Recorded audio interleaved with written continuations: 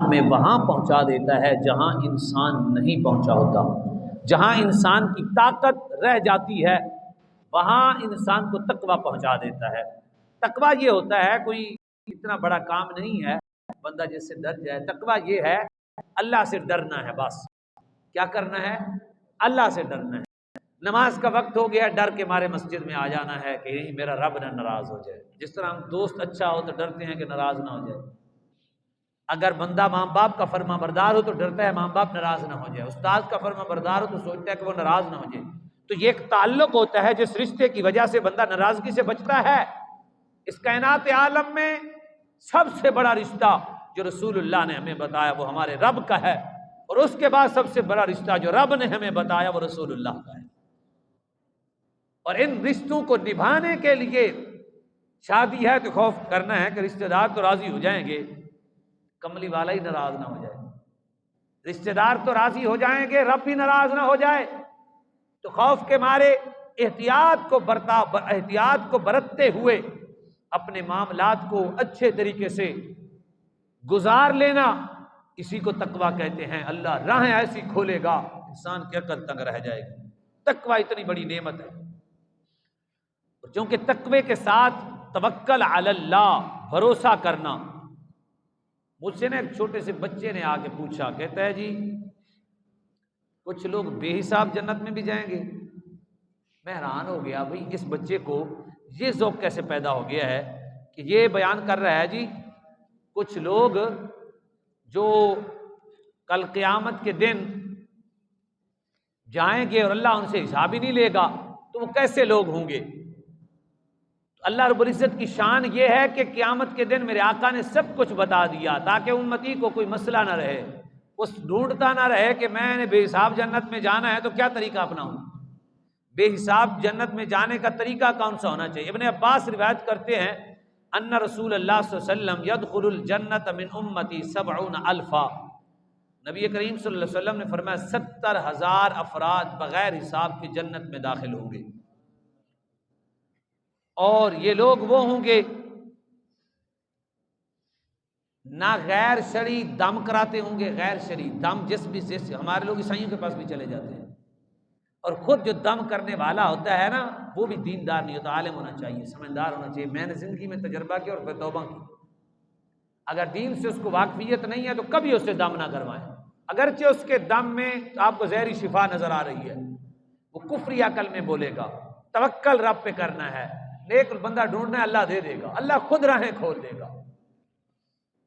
اب ہوا یہ کہ حضور نے فرمایا کہ وہ لوگ غیر شرعی جو پھونک ہے دم ہے یہ نہیں کرائیں گے، شرعی طریقے سے تو جائز ہے، صحابہ بھی ایک دوسرے کو کیا کرتے تھے۔ اور یہ بدشگونیاں اللہ کی پناہ ہے، یہ بہت بڑا مسئلہ ہے، شریعت کا مسئلہ آج سماعت کر لیں۔ علم یقینی جس کے یقین کیا جائے کہ ایسے ہی ہے، وہ یا اللہ کا ہے یا رسول اللہ کا، اس کے علاوہ کسی کے بعد علم یقینی نہیں ہے، علم ظنی ہے۔ علم ظنی پہ یقین رکھنا یہ اسلام بندے کو ایمان سے خارج کر دیتا ہے۔ مطلب پیر نے کہا تیری بھابھی نے تیرے تویز کی تیرے، کسی کی نہیں مانے، کسی کی نہیں مانیں گے، کہیں گے اس نے بتایا، اس نے قرآن سے دیکھ کے حساب نکالا ہے، اس نے فلاں کیا ہے، بالکل غلط ہے، ناجائز ہے، اور یہ شریعت میں منع ہے۔ یہ چیزیں نکالنی ہوتی تو پھر شریعت دو گواہ کیوں بناتی؟ دو گواہ ہوں گے تو ٹھیک ہے، نہیں ہوں گے تو کچھ بھی نہیں ہے۔ اللہ سے دعا مانگے، اللہ اس کا کوئی اور صلہ دے دے گا۔ اسی طرح جی میں تو پتہ نہیں میرے تو کون تویز کرتا ہے، ممکن ہے نظر بد لگی ہو، شیطان حدیث پاک میں ہے شیطان نظر بد لگاتا ہے، جنات لگاتے ہیں، بندے کے خود اعمال اس طرح کے ہوں، اعمال کی وجہ سے صبح کی نماز نہیں پڑھتا۔ حضور نے فرمایا جو صبح کی نماز نہیں پڑھتا، شیطان آ کے صبح پیچھے ایک گرا بندہ 1 2 3 رات کو باندھتا جاتا ہے، صبح اگر نماز کے ٹائم اٹھے، پہلے اٹھنے سے ایک کھلتا ہے، پھر جب نیچے چلتا ہے پھر دوسرا کھل جاتا ہے، پھر وضو کرتا ہے تیسرا کھل جاتا ہے، پھر نماز میں کھڑا ہوتا ہے تو سارے ہی کھل جاتے ہیں۔ وہ جو نہیں پڑھتا پھر کہتا ہے یہاں وزن پڑتا ہے، لگتا ہے میں نے نا فلانا میرے دشمن نے میرے تے تویز کیتے ہیں، وہ پھر سوچتا ہے کہ فلاں نے کیا ہے، بس پیر کے اشارہ کرنے۔ وہ شرارتی ہوتے ہیں، انہوں نے پیسے لینے کے لیے کچھ نہ کچھ کرنا ہوتا ہے۔ آپ کے گھر میں کون رہتا ہے؟ دائیں بائیں کون رہتا ہے؟ آگے کون رہتا ہے؟ پیچھے کون رہتا ہے؟ روزانہ وہ بندوں سے ملتے ہیں اٹکل پچو لگا کے، اور پھر وہ حساب کتاب نکال کے آپ کو بتائیں گے اچھا اچھا اچھا اچھا ہاں یہی ہے، بہت سے اس نے پھر کسی کی نہیں ماننی، وہ ہماری ماں ہے، بہن ہے، بھائی ہے، چودھری ہے، وکیل ہے، ڈاکٹر ہے، میں نے بڑے بڑے پڑھے لکھے دیکھے ہیں، کہیں گے نہیں اس نے حساب نکالا ہے، حساب کے چکر میں وہ پورا گھر تباہ کر دیں گے، طلاقیں ہو جائیں گی، گھر فنا ہو جائیں گے، جبکہ میرے آقا نے فرمایا جو بے حساب جنت میں جائے گا نا، یہ بدشگونیاں نہیں کرے گا، بدشگونیوں کی طرف نہیں جائے گا، یہ انتر منتر شنتر جلنتر کی طرف نہیں جائے گا، شرعی طریقے سے سورہ اخلاص ہمارے آقا نے بتائی، سورہ فاتحہ ہمارے آقا نے بتائی، قل اعوذ برب الفلق حضور نے بتایا، قل اعوذ برب الناس حضور نے بتائی، آیات الکرسی حضور نے بتائی، سورۃ البقرہ کی آخری آیات نبی علیہ الصلوۃ والسلام نے بتائی، اعوذ بکلمات اللہ التامات من شر ما خلق، یہ دعا حضور نے بتائی، حضرت انس کو دعا تعلیم دی، صحابہ کو دعائیں تعلیم دی، تسبیحات بتائی، تمجیدات بتائی، تقدیسات بتائی، تحلیلات بتائی، ہمارے آقا مولا صلی اللہ علیہ وسلم نے بڑے وظائف دیے، کتابیں بھری پڑھی ہیں، وہ وظائف کا اگر عامل ہو، کوئی پڑھنے والا ہو، بیٹھ کے کسی جگہ پہ کچھ دن پڑھے، اس کو اس سے برکات حاصل ہو سکتی ہیں، لیکن شرط یہ ہے 5 وقت نماز پڑھنے والا ہو اور قرآن کی تلاوت کرنے والا ہو، پاک رہنے والا ہو، ورنہ صحابہ کرام تو یہ حال، میں اب حدیث سنو بخاری کی حدیث، آپ حیران ہو جائیں گے، دم کرنا ناجائز نہیں ہے، لیکن حضور پوچھتے تھے صحابہ سے بھی، میں کہتا ہوں پوچھنا تھا یہ عامل سے کیا پڑھتے ہو، ناراض نہیں ہونا، قرآن پڑھتے ہو یا حدیث پڑھتے ہو، وہ اگر آپ کو ظاہری نظر آ رہا ہے تو قرآن حدیث کہے تو وہ جانے، اس کا کام جانے، نبی علیہ السلام کے صحابہ جا رہے تھے، توکل کی بات ہے کہ بھروسہ کرنا، اعلیٰ حضرت عظیم البرکت نہ کوئی فقیر مانگنے آیا تو آپ نے فقیر کو دیا نہیں، آپ کا بیٹا چھت کے اوپر سے نیچے گر گیا، ساتھ والا ایک حضرت بیٹھا ہوا تو اس نے کہا جو فقیر کو نہیں نہ دیا اس لیے آپ کا بیٹا گرا ہے، اعلیٰ حضرت نے فرمایا اتنا بد عقیدگی نہیں ہونی چاہیے، یہ اپنی تقدیر سے گرا ہے، اللہ نے ہمیں یہ سزا ہی نہیں رکھی کہ ہم اگر کسی کو نہیں دے سکتے تو وہ ہمارے بچے گرا دے گا، وہ مالک ہے، وہ اللہ ہے، ہمارے اوپر اس نے فرض ہی نہیں کیا کہ فقیر کو دے دو، اس نے ہمارے اوپر صرف زکوٰۃ فرض کی ہے، فطرانہ اس نے اور عشر وغیرہ یہ واجب کیے ہیں، اس کے علاوہ کسی فقیر کو نہ دے گناہگار نہیں ہوں گے، لیکن فقیر کیونکہ بڑے تکڑے ہوندے نے اور ڈراندے چنگا ٹکا کے تکڑا بھلا چودھری 8 فٹ دا ڈر جاتا ہے، کہتا اللہ کرے تو ایویں ہی ہوویں جویں میں ہاں، یہ پتہ نہیں ہوندا بھی یہ کو پیسے بہتے نے، انہیں سارا دن لاکھاں روپے اکٹھے کر لیں، چودھری صاحب ڈر جاتے ہیں، وہ کہتے ہیں لے یار اللہ ہی معاف کرے یار انہوں نہیں چھیڑنا ہے، بد دعا دے دے گا، ایویں لگتا ہے جی میں زمانے دا کتب ہے، انہیں منہ وچ کڈنا تے کھ رہنا ہی نہیں، ایسا نہیں ہے، یہ بدشگونیاں ہیں، اس سے مسلمان کو کبھی نہیں کرنا چاہیے، لاکھ مانگتا پھر اللہ نے ہمارے اوپر واجب نہیں کیا، دینا ہے دی کرتا ہے تو دے دیں، بلکہ میں تو عرض کرتا رہتا ہوں اے جڑے ساڈے فقیر نے میں تے لب لب تھکاں، میں نے کئی دفعہ دھوکھا نہ دیتا ہے، میں اعتماد کر کے ان کے اوپر پھر جب نکلا ہے تو وہ فراڈی نکلے ہیں، مدرسے گر جاتے ہیں، طلباء کے کپڑے نہیں ہوتے، بستر نہیں ہوتے، آپ سامنے اللہ جانتا ہے، آپ ہمارے میں خود آج عرض کر دوں مدرسہ ہے وہاں 8-10 طالب علم رہتے ہیں، گھر میں کھانا پکتا ہے، کبھی آپ کو کسی میں سے کسی کو کہا ہے میں نے کہا بھی ہماری وہ دال ختم ہو گئی ہے، آپ کے ساتھ ہی میرا تعلق اور کس کے ساتھ ہے، کئی دفعہ تھوڑا 19-20 ہوا بھی ہے، لیکن سوچا ہے کہ نہیں دعا کرتے ہیں اللہ کرم کر دے گا، وہ بھائی یار سوچیں کسی سے نہ مانگے بغیر اللہ تعالیٰ کچھ نہ کچھ چلا دیتا ہے، کبھی ہوگا بھی صحیح تو میں آپ کو کہوں گا یا کسی اور علاقے میں جاؤں گا، جا کے کسی اور علاقے میں جا کے اعلان کروں گا کہ جناب میرے بستر کو نہیں فلاں کو نہیں، میرا آپ کے ساتھ ایک تعلق ہے، وہاں جو مدرسہ ہے وہاں محلے کا ان کے ساتھ تعلق ہے، وہ تعلق والے دیتے ہیں، وہ پہچانتے ہیں، جانتے ہیں، ایسا ہے نہیں، پورا پاکستان ایسا غریب نہیں ہے، یہ صرف اور صرف فراڈ ہے، دھوکہ ہے، اور ان کی مدد کرنی نہیں چاہیے، ان کو نہ دینا ہی ثواب ہے، اللہ کے بندے پیسے جمع کر کے اپنے مزدوروں کو دیں، جتنے دینے ہیں نا 5 روپے، فقیر نظر آوے تو گلا رکھا وچ پا دو، مہینے بعد کھول کے جو نوکر آپ کے پاس ملازم کام کرتے ہیں ان میں تقسیم کر دیں، برکتیں ہی برکتیں، اور حق داروں کے پاس وہ پہنچ جائے گا، یہ بدشگونی نہیں ہے کہ یہ بھی ہے، فقیر آئے گا انہیں کھچڑی نہ جدو بد دعا، انہیں کہنا تیرا کخ نہیں رہنا، تیرا یہ ہو جانا ہے، اور جو یہ سڑک پہ بزرگ ہوتے ہیں جن کے وہ بابے جنہوں نے کپڑے شپڑے نہیں پہنے ہوتے وہ ایسے آ کے ہو کر کے ڈرائیں گے، ڈرانے کے بعد کہیں گے تیرے نئے جوڑ لگا ہے نا، تیرے نئے جوڑ لگا ہے، تیرے نئے جوڑ لگا ہے، تھوڑا بہت ہے ہر بندے نے انہیں بھی ہوتا ہے، یہ انسان جو یا دنیا میں ہے ہی مصیبتیں، انہیں کہنا بابا بڑا تکڑا ہے، انہیں کہنا یار اہل ہے میرے واسطے دعا کر دے، وہ جن کے اپنے کپڑے نہیں ہیں، جو شریعت کی پاکی خود نہیں حاصل کر رہے، وہ چوکوں میں اور سڑکوں کے نیچے بیٹھے ہوئے ہمارے سلجھے ہوئے پڑھے لکھے لوگ ان کے پاس گئے ہوتے ہیں جی دعا کرو، آپ کو مانگنا نہیں آتا، دعائیں اللہ نے ہمیں روکی ہیں، اللہ کے پاک بندوں کے پاس دعا کرانا یہ سنت صحابہ بھی ہے اور سنت علماء بھی ہے، یہ اللہ نے بھی ہمیں تعلیم دی، ان رحمت اللہ قریب من المحسنین،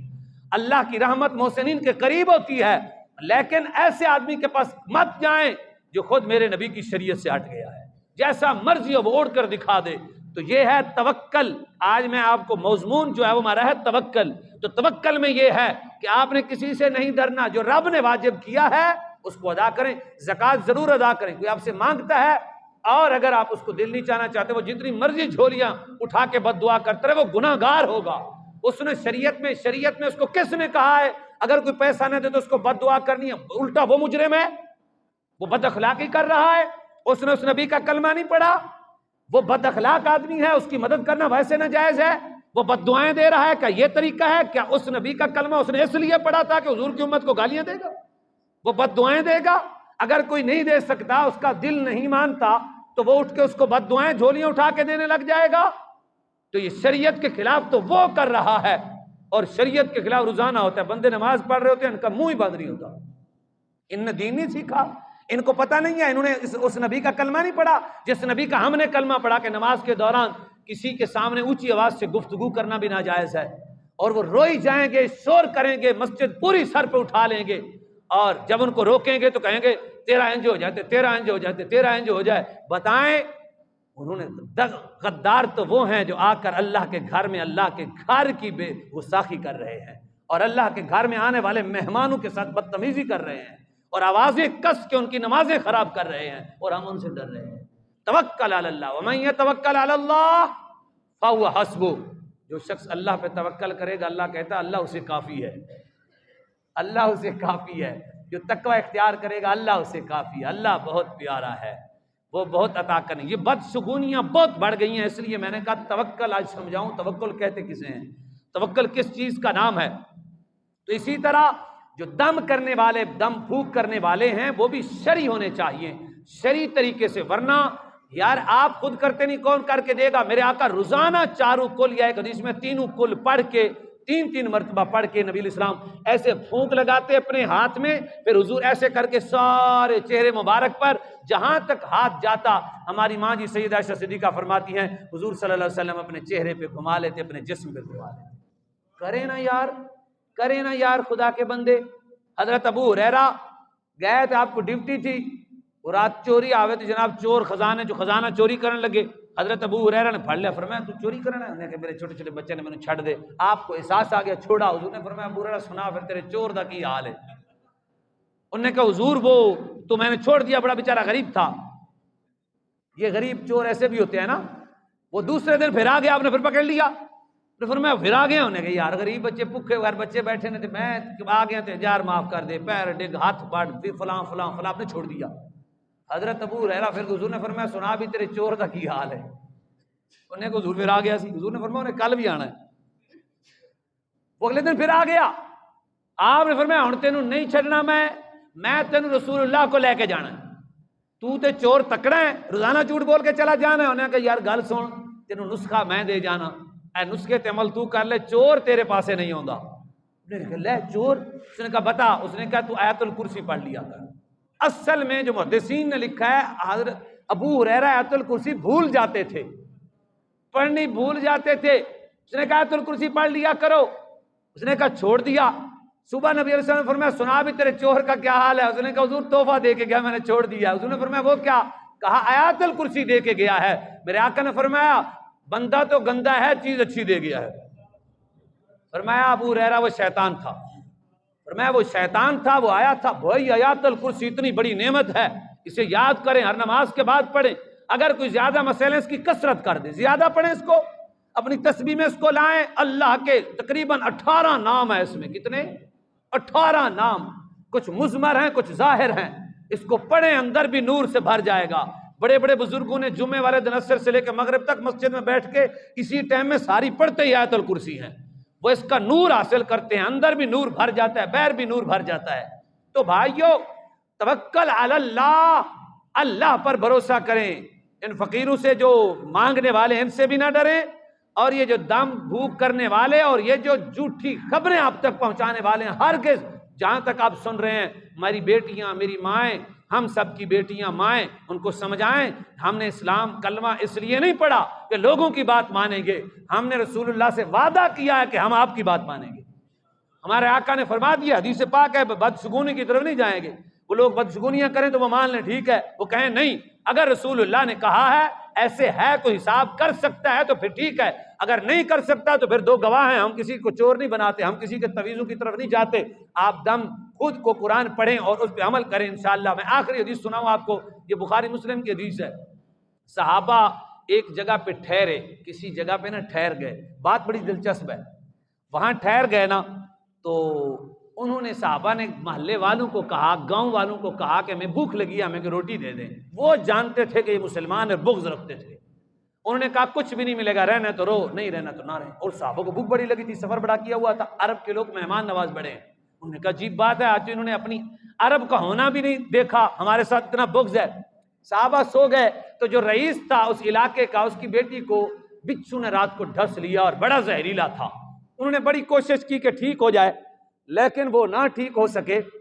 تو آخر میں ایک دوسرے سے مشورہ کرنے کے بعد انہوں نے کہا جو آئے ہوئے ہیں یہ محمد صلی اللہ علیہ وسلم کے صحابہ ہیں، ان کو اللہ نے بڑی شفا دی ہے، ان کے پاس جائیں شاید کام بن جائے۔ وہ بچی کو لے کے وہاں پہنچ گئے، جب وہاں گئے سنے بات، ہم بھی مسلمان ہیں وہ بھی مسلمان تھے، اپنی کمیاں دور کریں، نہ کہ پچھلے اپنے اوپر کسی اور پر اعتراض کریں، اپنی کمیاں کوتاہیاں دور کر دیں تو سارے کام بن جائیں گے۔ وہ کہنے لے کے آئے تو صحابی نا اتنے یقین سے کہنے لگے، کہنے پہلے روٹی بھی کھاواں گے، بکریاں دا بھی ایک ریوڑ لواں گے، جے بچی نہ ٹھیک ہوئے تو پھر آپ ہمیں نہ روٹی دینا نہ بکریوں کا ریوڑ دینا۔ صحابی کا یقین دیکھیں، ایک بکریوں کا ریوڑ لینا ہے اور روٹی بھی سب کو کھلاؤ گے تو میں دم کرتا ہوں بچی ابھی ٹھیک ہو جائے گی۔ انہوں نے پوچھا رئیس سے، رئیس نے کہا بچی مر جائے گی جلدی کرو، آپ نے ایک پھونک لگائی بچی اٹھ کے بیٹھ گئی۔ وہ جب بچی اٹھ کے بیٹھ گئی انہوں نے روٹی فوراً پکوائی، کھانا کھلایا، صبح بکریوں کا ریوڑ دیا، لے کے جب جان لگے تو صحابہ نے کیا دین ویچ دے ہو، دوسرے نو کہنے لگے جنہیں دم کیتا سی، بعد جب اختلاف پیدا ہوا اس نے کہا یار چھوڑو ہم حضور کے پاس جاتے ہیں، حضور جو کہیں گے۔ تو سارے بکریوں کا ریوڑ، کچھ صحابہ ناراض بھی تھے اس کے ساتھ کہ یہ دم کے لیے عوض تو نے یہ کیوں لیا ہے۔ جب حضور کے پاس گئے تو حضور کو بتایا، میرے آقا مولا صلی اللہ علیہ وسلم نے فرمایا کہ کیا کہا، تو اس نے حضور یار ایسے ایسے حضور کہا تھا، میرے آقا نے فرمایا پھر، فرمایا میں نے دم کیا ٹھیک ہو گیا، حضور نے فرمایا وہ دم کیا کیا تھا۔ یہ بڑی سمجھنے والی بات ہے تاکہ قیامت تک سارے مسلمانوں کو پتہ چلے۔ اس نے کہا حضور میں الحمد شریف پڑھ کے پھونک ماری۔ یہ حدیث ہے بخاری مسلم سیاستہ کی، میرے آقا نے فرمایا پھر تمہیں کس نے بتایا ہے؟ اس نے کہا حضور آپ نے ہی تو بتایا ہے، یہ صورت شفا ہے۔ حضور نے فرمایا جی اگر میں تینوں دسیا تو پھر بکریاں دا حصہ مینوں بھی دے۔ یہ ہے میرے آقا مولا صلی اللہ علیہ وسلم، کتنی دلچسپ واقعہ ہے میرے مسلمان بھائی۔ الحمد شریف شفا ہے، اللہ کے حضور دعا ہے اللہ ہمیں سنت مصطفیٰ کے مطابق زندگی گزارنے کی توفیق عطا فرمائے۔